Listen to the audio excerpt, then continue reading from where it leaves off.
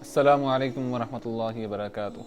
الحمدللہ وکفی والصلاة والسلام علی من لا نبی بعد، اما بعد، قال رسول اللہ صلی اللہ علیہ وسلم لیس منا من لم یرحم صغیرنا ولم یوقر کبیرنا۔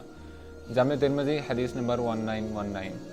رسول اللہ صلی اللہ علیہ وسلم نے ارشاد فرمایا کہ وہ شخص ہم میں سے نہیں کہ جو شخص چھوٹوں پر رحم نہیں کرتا اور بڑوں کی عزت نہیں کرتا۔ ناظرین، یہ جو پہلا جملہ ہے کہ وہ شخص ہم میں سے نہیں، یہ بڑا قابل غور لفظ ہے، لیکن آج کل ہم مسلمان اپنی دکانوں کے باہر یہ حدیث لکھوا کر بھی ملاوٹ کرتے نظر آتے ہیں۔ میں حیران ہوتا ہوں اس بات سے کہ لوگ اس قدر جرت کس طرح کر لیتے ہیں کہ وہ اس حدیث کو اپنی دکان کے باہر لکھواتے بھی ہیں اور پھر اس کے بعد نبی کریم صلی اللہ علیہ وسلم کی نافرمانی کرتے ہوئے اس بات کو دل میں بٹھا لیتے ہیں کہ ہماری شفاعت جو ہے وہ نبی کریم صلی اللہ علیہ وسلم کرنے والے ہیں۔ لیکن میں نہایت ہی ادب و احترام کے ساتھ ان لوگوں سے التماس کروں گا کہ اگر آپ اس حدیث پر عمل نہیں کر رہے، ملاوٹ کر رہے ہیں یا چھوٹوں پر شفقت نہیں کر رہے، بڑوں کا احترام نہیں کر رہے، تو آپ نبی کریم صلی اللہ علیہ وسلم کا امتی کہلانے کے لائق نہیں ہیں۔ کیونکہ جو بندہ چھوٹوں پر شفقت نہیں کرتا، رحم نہیں کرتا اور بڑوں کی عزت نہیں کرتا، اس کے بارے میں تو آپ صلی اللہ علیہ وسلم نے واضح فرما دیا کہ وہ شخص ہم میں سے ہے ہی نہیں۔ چھوٹوں پر رحم اور پیار، شفقت، چھوٹے چاہے اپنے ہوں یا بیگانے ہوں، دوست کے ہوں، دشمن کے ہوں، چھوٹے چھوٹے ہی ہوتے ہیں، بچے بچے ہی ہوتے ہیں اور ان کو دیکھ کر چہرے پر مسکراہٹ آ ہی جاتی ہے۔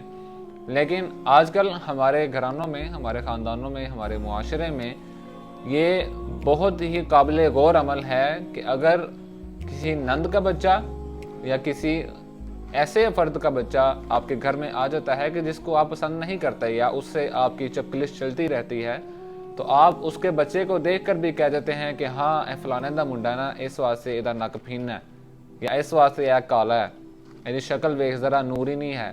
مطلب کہ اس طرح کے الفاظ کہتے ہوئے نظر آتے ہیں۔ کیا ہم لوگ مسلمان ہیں؟ ہمارا دین اسلام ہمیں یہ چیزیں سکھاتا ہے کہ ہم لوگوں کے بچوں میں نقص نکالتے نظر آئیں؟ یہ تو اللہ تبارک و تعالیٰ کی تخلیق ہے۔ اللہ تبارک و تعالیٰ کی مرضی ہے کہ وہ جس مرضی کو خوبصورتی دے، جس مرضی کو بدصورت بنا دے، جس مرضی کا رنگ سفید رکھے، جس مرضی کا رنگ کالا رکھے۔ آپ کون ہوتے ہیں اس کی تخلیق میں نقص نکالنے والے؟ لیکن ہم لوگ جس بندے سے ذرا سی دشمنی رکھتے ہیں اس کے بچوں کو بھی برا سمجھنا اور ان کو بدصورت کہنا شروع کر دیتے ہیں۔ اس لیے نبی کریم صلی اللہ علیہ وسلم نے دشمنوں کے بچوں کو مارنے اور ان کو قتل کرنے سے منع فرمایا، اور دشمن کی عورتوں اور بوڑھوں کو بھی چھوڑ دیا جائے گا، ان کو کچھ نہیں کہا جائے گا۔ ہاں، اگر کوئی مقابلہ کرنے کے حوالے سے جنگ میں ملوث ہے تو اس کو قتل کرنا ضروری ہوگا۔ اسی طرح جو خلیفہ وقت ہے وہ اپنے رعایا کا خیال رکھے گا۔